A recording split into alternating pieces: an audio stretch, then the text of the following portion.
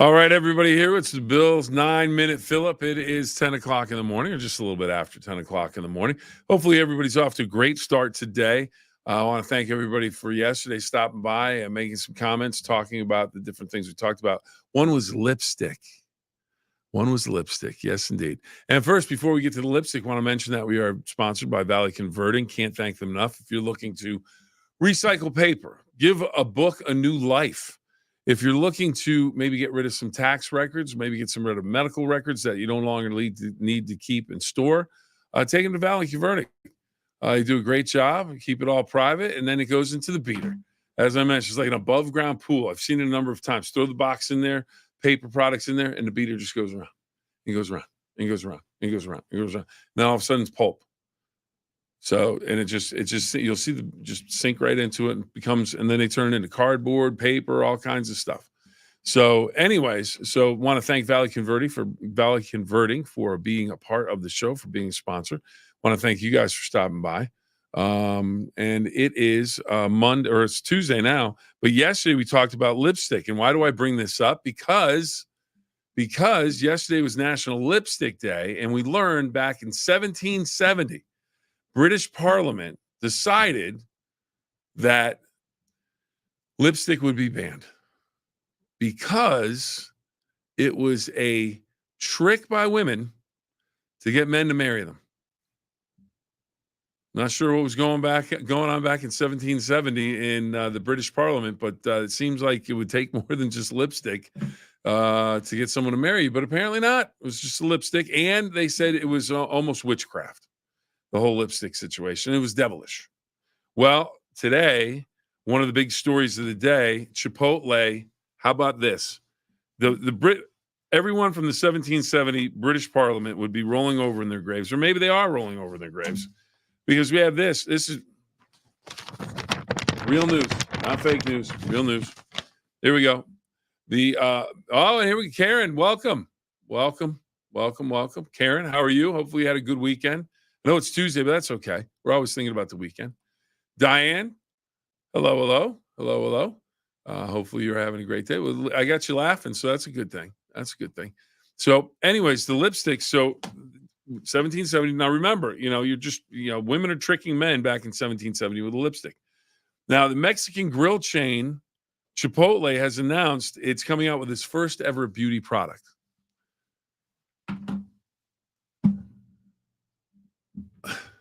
Are we really looking for beauty products out of Chipotle? Is that a thing? I don't know why. I don't know.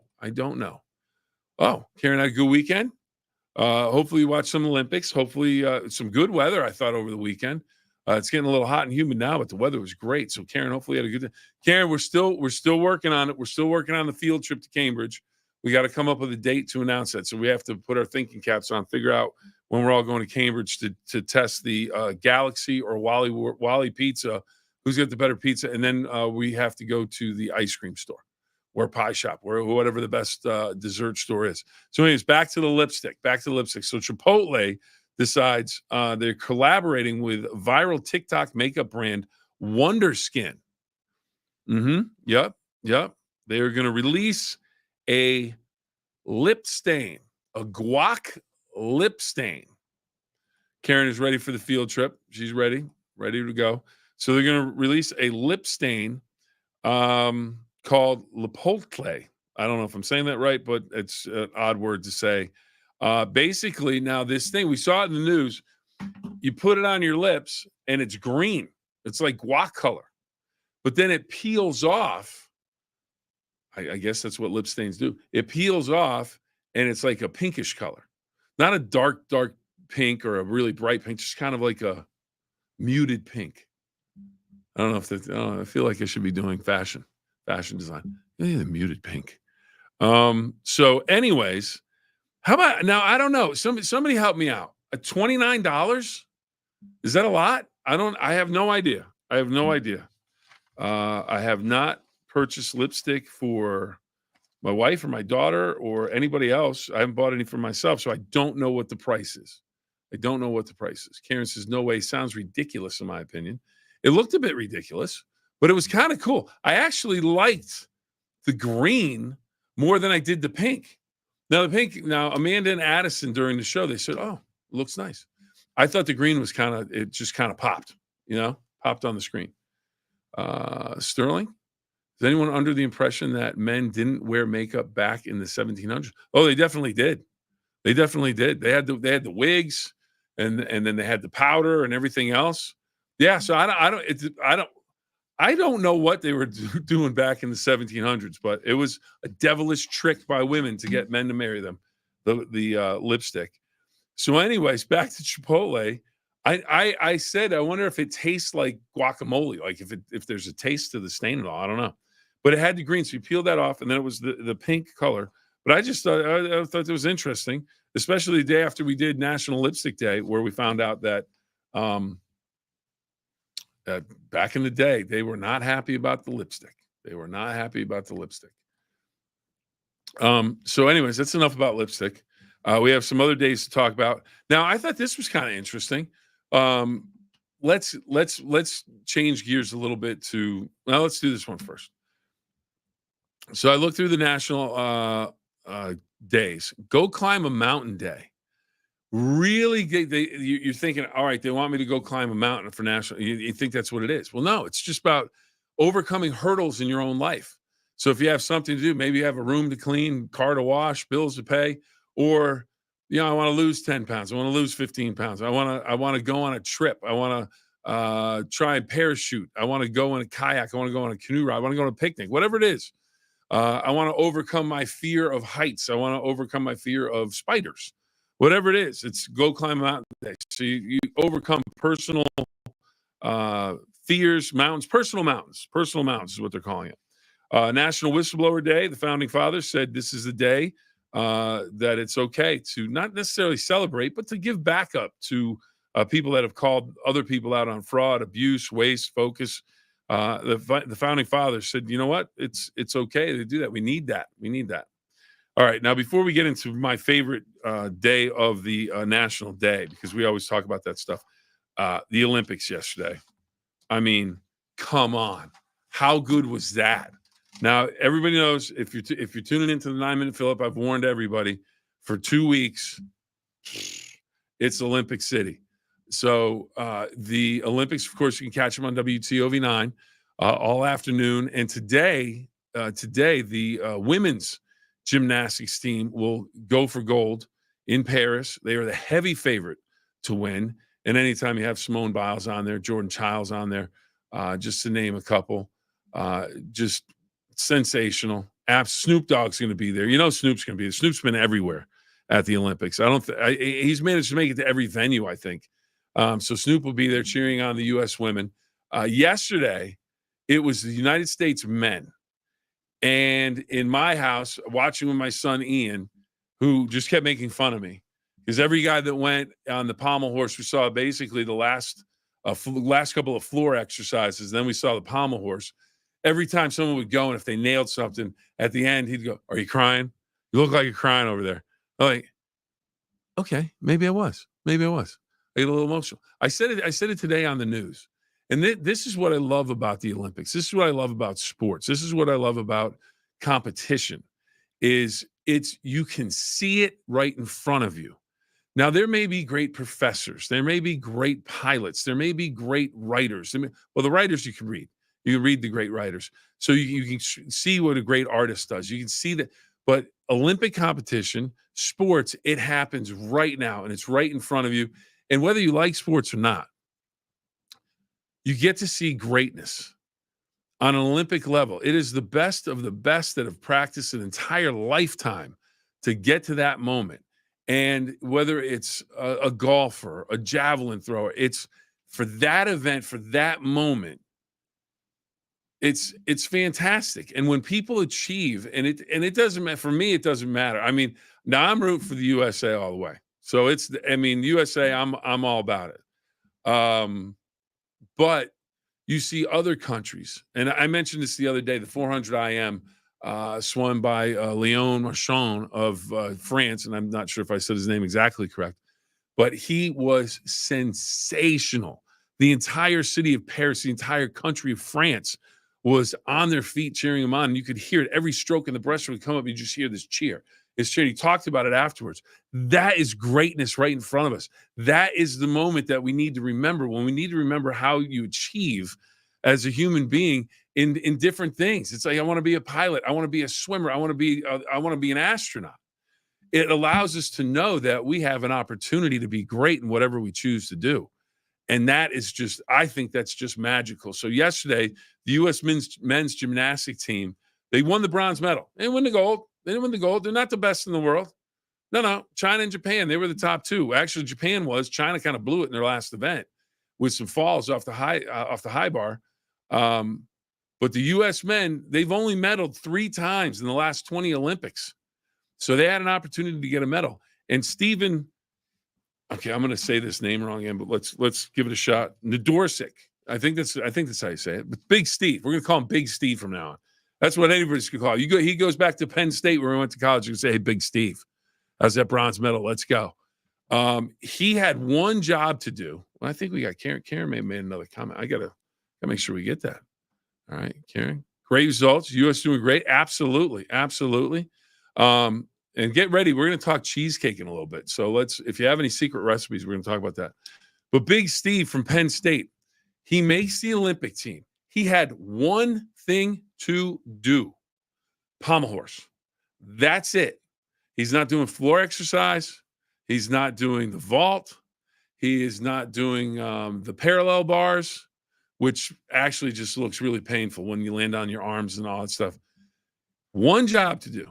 And it came down to him. He was the anchor of the pommel horse. Pommel horse was the last event they had to compete in. And just crushed it. And after the athlete, the gymnast that went in front of him, you see him over there. He's just sitting on the side. Just trying to get in his vibe, trying to get in his world, I'm focused on me. I'm right here. People are going nuts around him. The entire arena is going crazy. His teammates are going nuts. And he knows, I have to do, I can't be distracted by all this stuff. I have to score over a 14. If I score over 14, we win. I don't think he actually needed to score over 14. If he scored over 13, I think they would have won. He went out and put down a 14.8. Now, how they judge all that, I don't know, but it was sensational. And did a tear come out of his eye? Maybe just a little bit. Not ashamed of it. Love it. It's just one of those things. When Celine Dion, if you saw the opening ceremony, I talked about this yesterday too. When she sang, unbelievable. Kelly Clarkson, a fellow singer, tremendous voice. All kinds of hits, all kinds of accolades. She was moved to tears.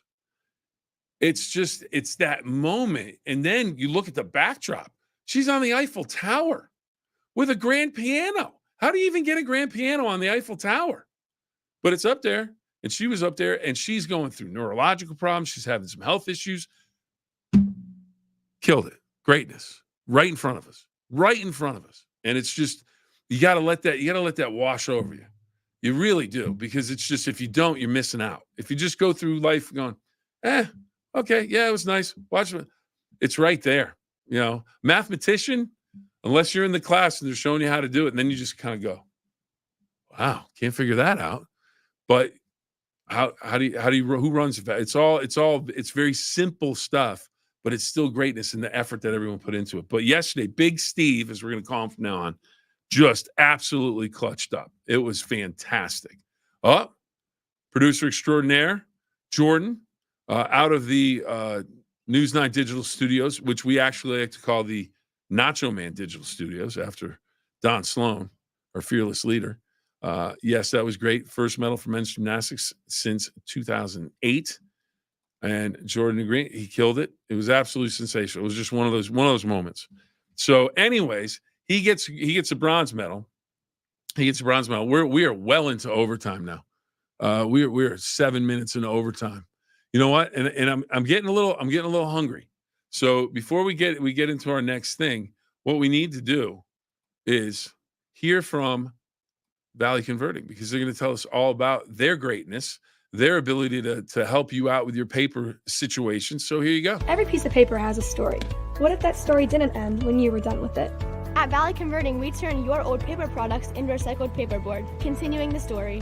Locally owned and operated in Toronto, Ohio, bringing your paper to Valley Converting isn't just about recycling. It's about supporting a cleaner, greener future for all of us. We are here 5 days a week to help you make some green by going green. And remember, recycle for your future.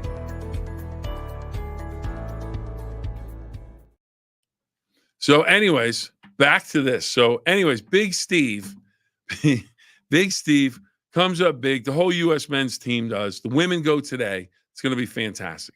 One thing that's not going to happen today, the most talked about body of water in the world right now is the Seine River. They delayed the triathlon again. They're going to try and do it Wednesday. It may rain tonight, which will probably mess that up. So they have a date of Friday. Now, they still have until the end of next week. But again, I think the Paris Olympics have been fantastic. I think the sites are tremendous. But you couldn't come up with a better plan if you couldn't get the – I mean, what did they think was going to happen? If the bacteria in the water was bad, they had to come up with something. Take it over to the – I heard they were going to do the open water swims, the distance swims over at the venue where they're going to have the rowing events. So why not just make a plan that, or again, like I said yesterday, have them go in the Olympic swimming pool, because it can't be that far. They're supposed to be on the Seine anyways. It's got to go by somewhere near the Olympic swimming pool. Just happens it's 50-meter pool. They have to swim whatever it is, 2 miles, and it'd be hard to have everybody in the pool at the same time. But you have to find something instead of the other option is, well, we just make it a duathlon. That doesn't make sense. And you know what? I still say if most of the Olympic athletes would say, let's go. If I get sick a little bit, if I get the oopsies, as someone might say, if you know what I'm talking about, then I get sick. But I'm not going to give up my Olympic dream because the Seine River has bacteria in it. Let's go. Get in there. I mean, Kramer on Seinfeld swam in the East River, helped his back out. So anyways, they just need to change the location. Well, apparently they didn't plan for it, Jordan. They didn't plan for it. No swimming in the Seine today, but maybe later this week. All right. Does anybody have a magic recipe for cheesecake? Because today is National Cheesecake Day. Now, I made a cheesecake one time. I can't remember exactly what the measurements were. I just remember there was a couple of sticks of like Philly cheesesteak, or not cheesesteak, not Philly. Actually, that sounds pretty good right now. Philly cheesesteak. It's getting kind of towards lunchtime. Me, it's it may only be 10 o'clock to you, but for me, 10:19 is middle of the day. We're starting to think about going to bed for the night. Marty checks in. Maple cheesecake. Ooh, Marty. I love it. That sounds good. I've never had that. I like that. But anyways, I made some cheesecake the one time, and it literally you take two, or what I did is I took 2 sticks of the Philadelphia cream cheese, threw it in a bowl, and it seemed like I dumped half a pound of, about a half a pound of sugar in there, and then some eggs, and whipped it up. You just keep beating it until it gets nice and smooth, and then you put some, fruit over it, and that was it. And I thought to myself, goodness gracious, this isn't healthy at all. Not that most of our desserts are healthy, but I was a little surprised. Marty's going with a maple cheesecake. Anybody? I like. I got to tell you, just a regular cheesecake on its own is pretty good. But you take some nice fresh strawberries, maybe some other berries, little sauce. Not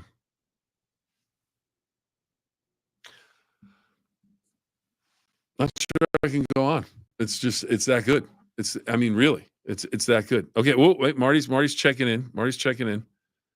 All right, my future son-in-law makes a killer cheesecake. All right, Marty, we need to send that up here. Ron's in. Ron, welcome. Well, what kind of cheesecake is his favorite flavor, Marty? That's what we need to know. And you know what? Remind your future son-in-law that today is father-in-law day. So there you go. So you have that going for you.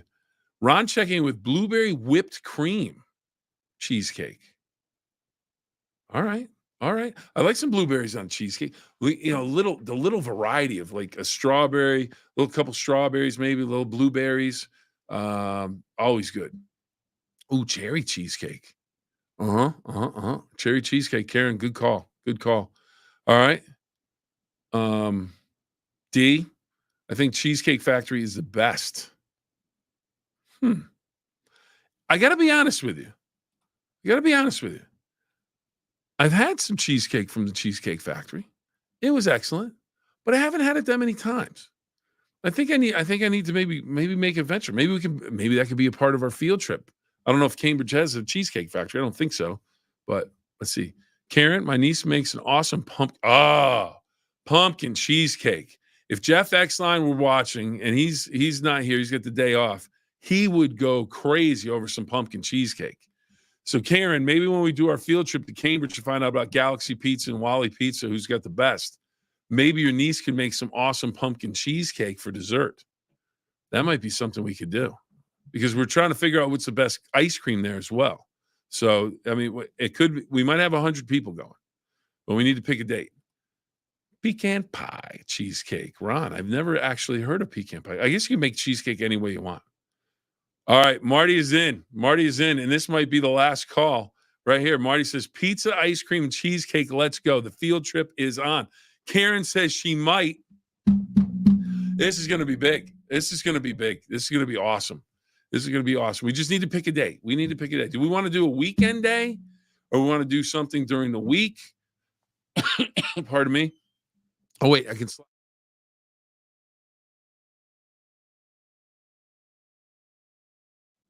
I didn't see that. You didn't hear that. That was pretty good. All right, she might. Okay, Karen, we're going to have to work on that. We're going to have to negotiate with her. See what her price would be to make that pumpkin cheesecake. Ron, I'll tell you what. I'm curious about this pecan pie cheesecake. That's it. I'm making T-shirts for the trip.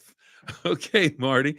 T-shirts for the trip. Here we go. All right. So I want everyone to think about it. We need a date. See you tomorrow. I've come back with some suggestions. I think maybe a Saturday morning, late Saturday morning or late Sunday morning. I don't know what everyone's plans are. Might be tough in the middle of the week, but I'm off at 12:30, so I can do it any day of the week. We'll head out. We can meet up, but we'll find out. All right. So that is it for today. I think we're going to end it there. I think we're going to end right there. That's it. T-shirt, cheesecake, pizza. It's a field trip. All right. Everybody, can't thank you enough for stopping by. Can't thank you enough for your comments. Always fun. Always overtime on the 9-minute Phill-Up. The first time we go 9 minutes, I think the world might split open and swallow us all. Could happen. I'm not sure. But remember, always remember this. Always remember. 2 rules, everybody. 2 rules. Have fun. And that's what we're doing here every morning. We're having some fun. We're not taking ourselves too seriously. We're having some fun.